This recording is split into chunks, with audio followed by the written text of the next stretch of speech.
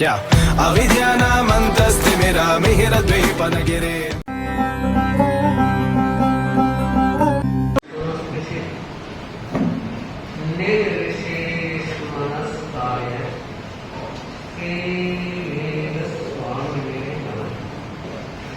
अनंत आस्था के निकेतन भगवान महावीर के चरणों में वंदना।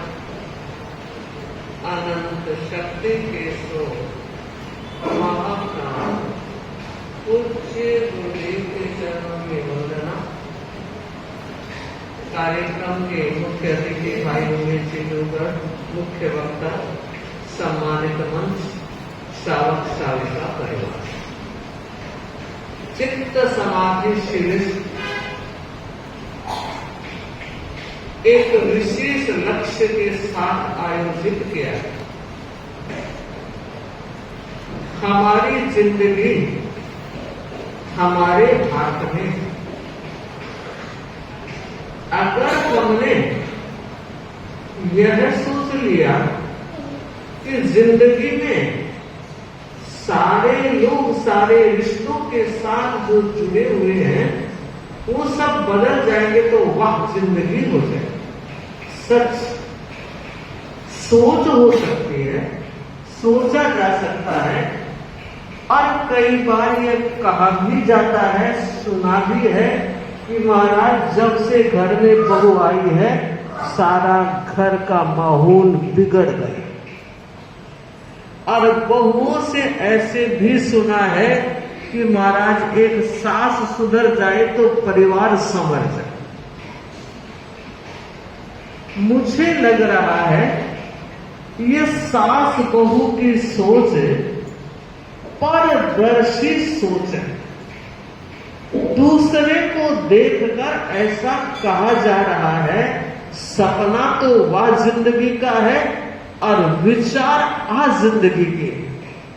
विरोधाभास है। 63 का अंक ही अच्छा लगेगा, बात 36 के अंक की है और चाहत 63 के अंक की। समझ रहे हैं? 36 दोनों दिशाओं में, 63 एक दिशागामी बनता है। जरूरत है हमारे हाथ में किसी को बदलने की चाबी नहीं है। और सच ऐसा कोई जादुई डंडा और छड़ी भी नहीं है कि घुमा दे और वह जिंदगी बन जाए। नहीं, सच्चाई यह है हमें विचार करना होगा उन सारे तथ्यों पर, उन सारे बिंदुओं पर, उन सारे समीकरणों और पहलुओं पर जो हमारी जिंदगी को गतरस बनाने में सहयोग दे रहे। माना एक व्यक्ति का नाम परिवार नहीं है और एक व्यक्ति से परिवार चलता और बनता भी नहीं। सुन, जरूरत है इस संदर्भ में परिवार का हर सदस्य जागरूक बने। अभी सुमन जो अपसंस्कृति की बात कह रही थी, जिस आंधी की चर्चा कर रही थी, मैं ये कहना चाह रही हूं कि आज हम जड़ों को छोड़कर उड़ने की आकांक्षा कर रहे हैं। जब तक जड़ मजबूत रहेगी कहीं भी कोई खतरा पैदा नहीं होगा। हर रिश्ते की जड़ कमजोर नजर आ रही है। पहला वो पति पत्नी का रिश्ता है और अन्य सारे रिश्ते भी कमजोर से नजर क्यों आ रहे हैं?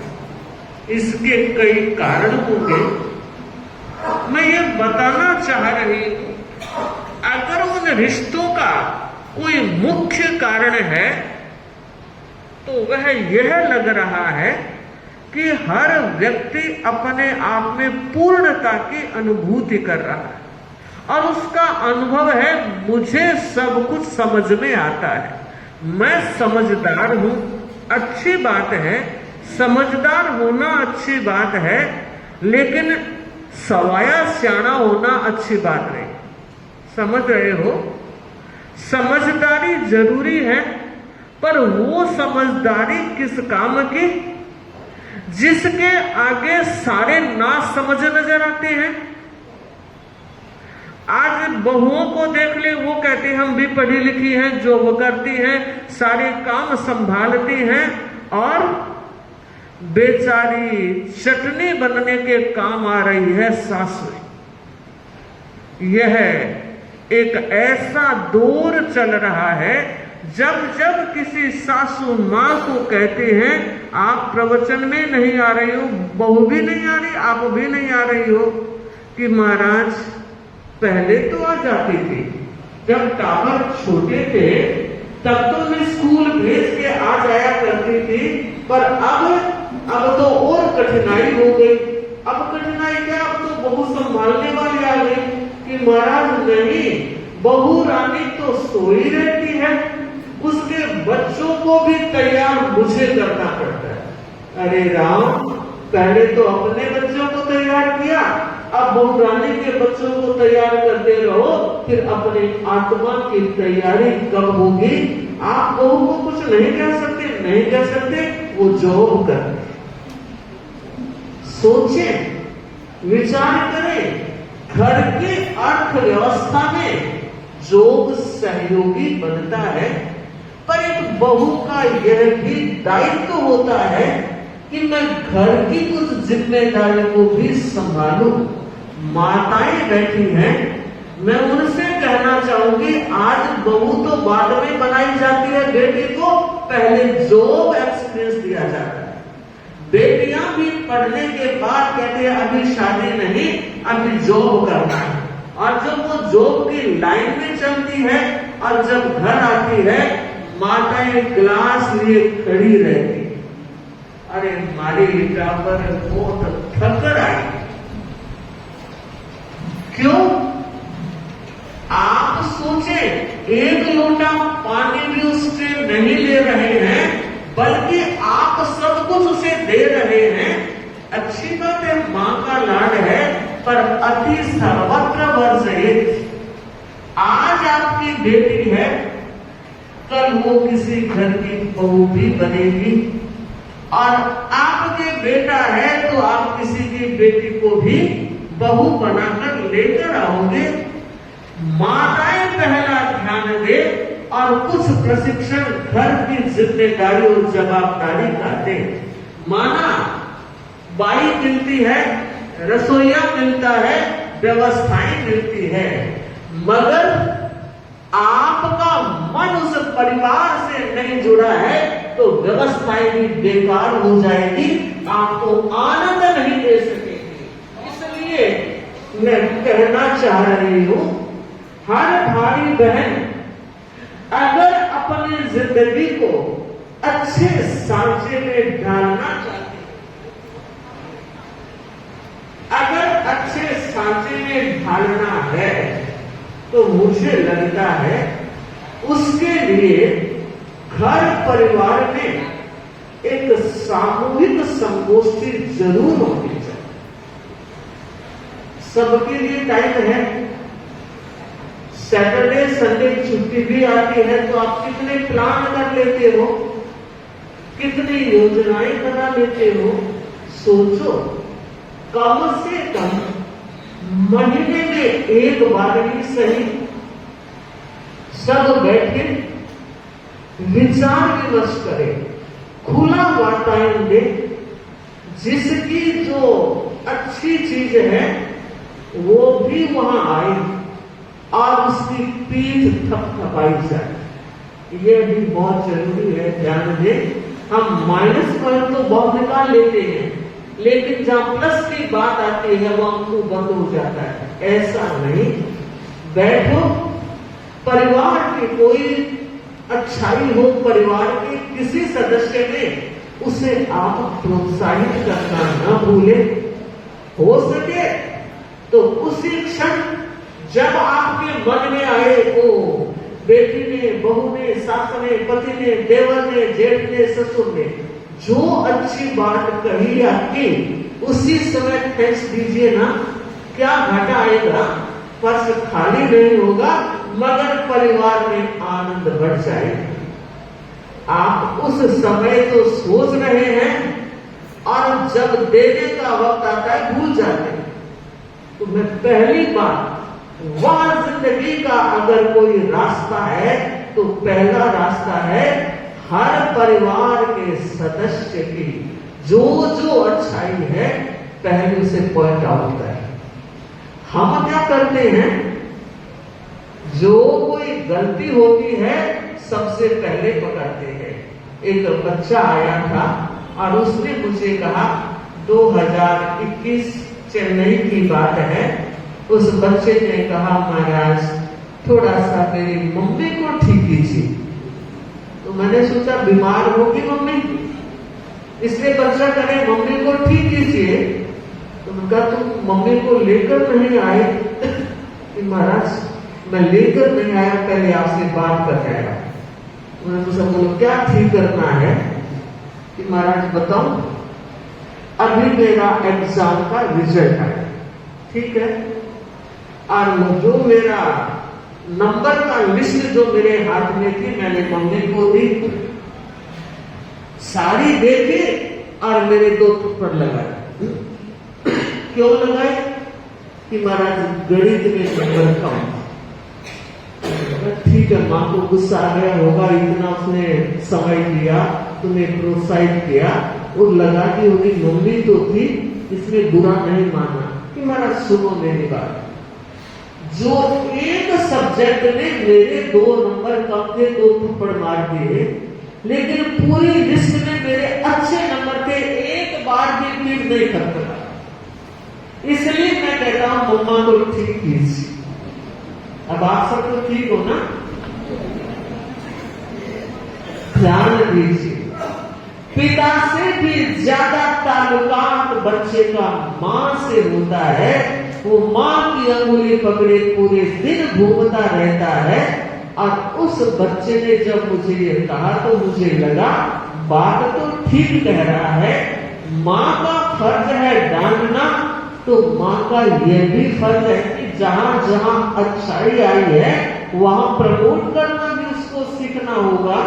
सच में ये तो एक छोटी सी बात है, मुझे लगता है हर जगह यह फार्मूला लागू होना चाहिए, केवल घर में ही नहीं। आप लोगों से कहना चाह रही हूं, व्यापारी वर्ग, ऑफिस में बैठते हो, दुकान में बैठते हो और कंपनी के मालिकों कईयों से मुलाकात होती होगी, कितने नए क्लाइंट जुड़ते हैं, पुरानों को भी जोड़कर रखते हैं। उन सबके साथ भी व्यवहार बहुत शालीन होना चाहिए। आप जानते हैं व्यवहार की शालीनता और मधुरता ये 2 ऐसे मोती हैं जो पूरी जिंदगी को आभा मंडित कर देते हैं। चाहे मोतियों के और सोने के हार कितने ही पहन लिए जाए, 2 मिनट के लिए उसका आकर्षण आपको देखने वाला लगे, सोचेगा बहुत अच्छे घर घराने की बहू है, परिवार अच्छा है, लेकिन व्यवहार पूरी जिंदगी याद रखा जाएगा कि वहां गए थे ऐसा हुआ था। व्यापारी वर्ग को भी ध्यान देना है कि वो वहां अपने ऑफिस परिसर में भी कैसा व्यवहार करते हैं। माना कुछ भाई कहते हैं महाराज ये लेबर सिस्टम कुछ ऐसा है, ये जोर से ना बोलो तो काम करते ही नहीं है। ये एक्सपीरियंस आपका हो सकता है, कुछ सच्चाई भी हो सकती है, लेकिन मुझे ये बताएं, जोर से कहने के बाद भी अगर वो नहीं करेगा तब आप क्या करें? एक बार हमारे वाला फार्मूला देखिए तो सही। हर व्यक्ति को प्यार से कहिए, दुलार से कहिए और उसकी अंदरूनी मजबूरी को भी समझने का प्रयास कीजिए। आज वो जिस स्थिति में जी रहा है उसकी अगर कोई कठिनाई है, वो आपको कमाकर दे रहा है, आप उसे नौकरी दे रहे हैं, मगर ध्यान दीजिए उसका पेट भरा रहेगा तो आपके वो बहुत काम आएगा। तो कभी कभी उनकी अंदरूनी स्थिति का पता लगाना भी आप लोगों का दायित्व बनता है, फर्ज बनता है। और देखना ये मानवता है और हमारा धर्म तो कहता है अनुकंपा, करुणा और दया सम्यक्त के लक्षण है। और जिस व्यक्ति में वो करुणा भाव, दया भाव और अनुकंपा भाव होता है वो व्यक्ति को जोड़ लेता है, परिवारों को जोड़ लेता है, स्थितियों में बदलाव आ जाता है। करके तो देखो और समझो और विचार करो। छोटी छोटी बातें, संगोष्ठी की बात हो रही थी, प्रमोद की बात कर रही थी मैं, और यह भी बताना चाहूंगी अब खुला मंच हो, भय ना रहे। मैं कह दूंगा तो कुछ गलत रिएक्शन हो जाएगा। आप देखिए अगर इससे डरेंगे तो काम नहीं होगा। गलत हो या सही हो, कहने का तरीका तो ठीक होना चाहिए। डांट फटकार की शैली अब बदल जानी चाहिए। आप जब बैठे हो मीटिंग करने के लिए और कहीं कोई कमजोरी है तो पॉइंट आउट इस ढंग से करे कि उन्हें लगे ये हमारा हित चाहते हैं, कल्याण चाहते हैं, विकास चाहते हैं, तभी तो ऐसा कह रहे हैं। सुनने वाले भी खुले दिमाग से सुने और बोलने वाला भी हित और कल्याण की दृष्टि से बात कहे तो मुझे लगता है परिवार के हर सदस्य में प्रसन्नता रहेगी। छोटी सी बात को लेकर आप मुंह खुला लेते हैं, बोलना बंद कर देते हैं तो रिश्ता आगे कैसे बढ़ेगा। एक पति सब कुछ उसके लिए करता है और कोई छोटी मोटी बात पीहर को लेकर हो जाती होगी, क्या आप मेरे पीहर वाले का ध्यान नहीं रखते, आप मेरे वहां नहीं जाते, आप ऐसा नहीं करते। मैं आप लोगों से कहना चाहूंगी घरवाली को लेकर आए हो, पूरे घर को वो संभाल रही है। आपको पता है जब शादी हुई आप पूरी बारात लेकर गए, दूल्हे को जब घर से विदा किया शादी के लिए तो बारात लेकर गए। और देखिए जब वो लड़की अपने घर को छोड़कर आई शेरनी बनकर के लिए, समझ रहे हो, समझो ना, विचार करो। आप पूरी बारात लेकर आए और वो लड़की अकेली आपके घर में आई। अब तक जहां रह रही थी वो सारे रिश्ते उसने 2 नंबर पर रखे और 1 नंबर रिश्ता आपके घर का बनाया। उसके सामने अगर सिचुएशन है आपकी मां बीमार है और उसकी भी मां बीमार है, वो क्या करेगी? आप क्या पसंद करोगे? तो पहले मेरी मां को देख, और वो देखती है, पर थोड़ा तो उसको भी टाइम दो। आप अच्छी सी साड़ी लाकर दे दोगे, गले में चेन दे दोगे, अंगूठी दे दोगे, हीरे की चूड़ियां और हार दे दोगे, अच्छी बात है। अगर समय नहीं दिया तो उसे लगेगा कि मुझे अब उसकी जरूरत है। ध्यान दीजिए, हर व्यक्ति को हर रिश्ते के बाद लागू होती है, चाहे वो माँ बेटे का रिश्ता हो। आज बेटे को इतना बड़ा और तैयार करने के बाद आज माँ अगर उस कंडीशन में है कि जहां बेटा पूरे दिन में माँ से 2 बोल भी नहीं बोलता है, फिर भी माँ इंतजार करती है शाम को जब आएगा 2 बात करेगा।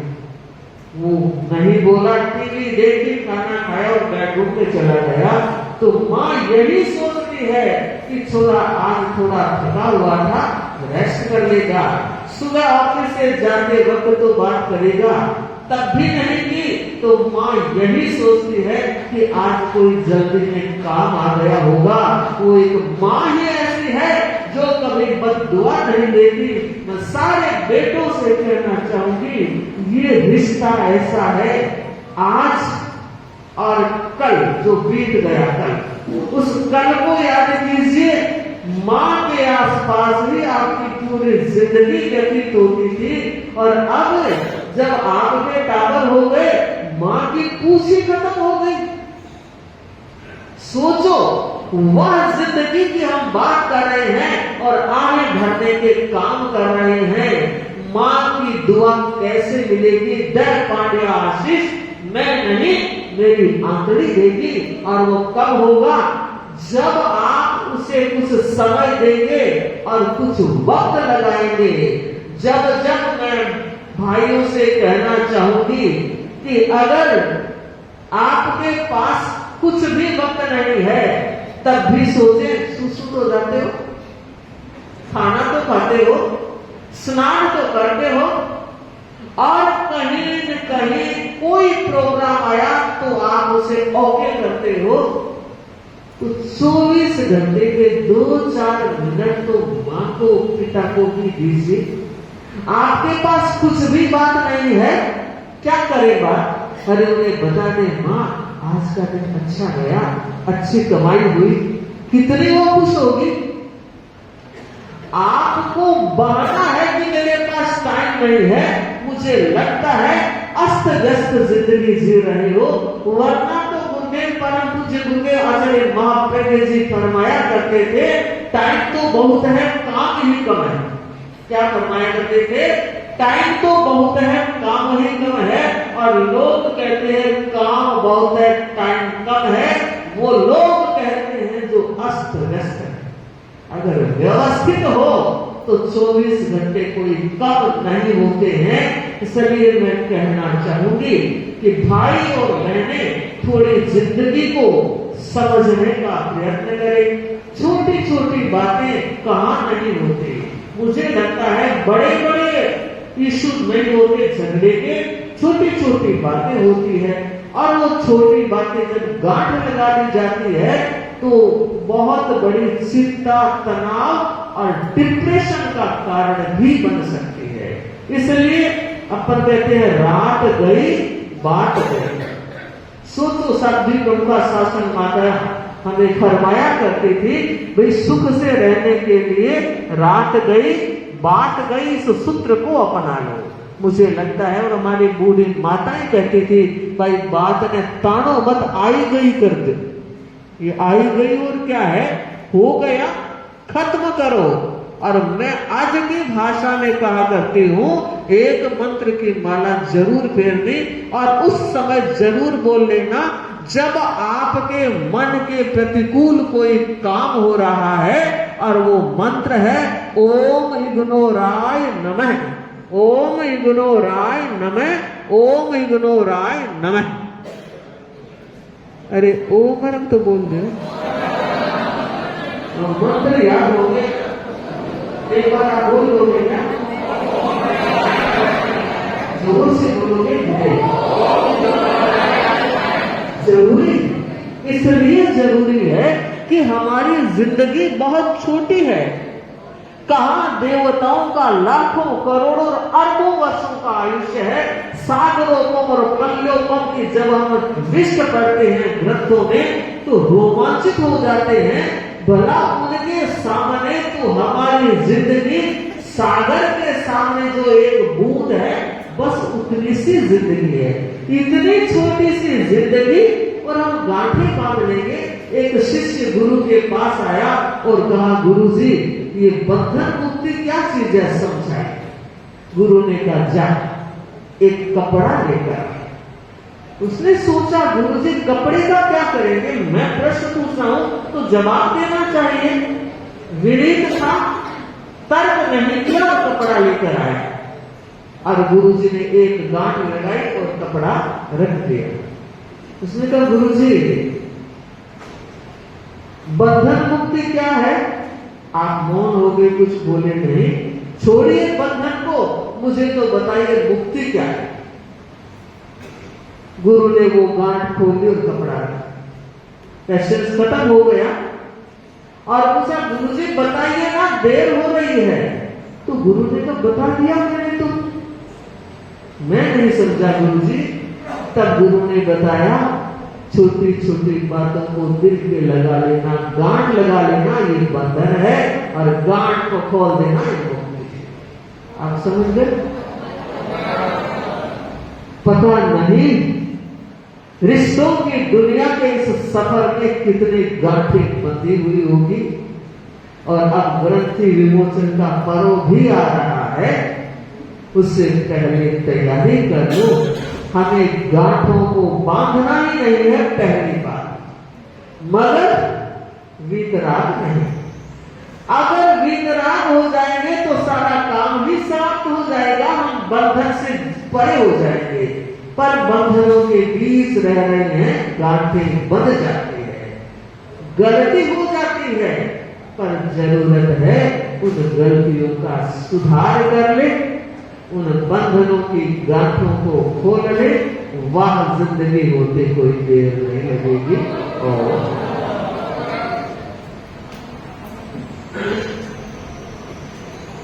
महिला मंडल उत्तर देवी के और साथ ही साथ पीतमपुरा सभा और शालीमार सभा तीनों ने मिलकर इस कार्यक्रम को आयोजित किया है।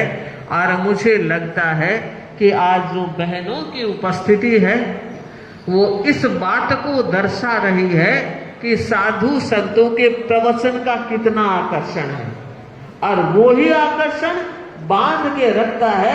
वरना आज रविवार थोड़ी है, रविवार नहीं है, फिर भी आज की उपस्थिति और भाइयों की तरफ देखते हैं तो जिसोरा हो रहा है। बहुत अच्छी बात है।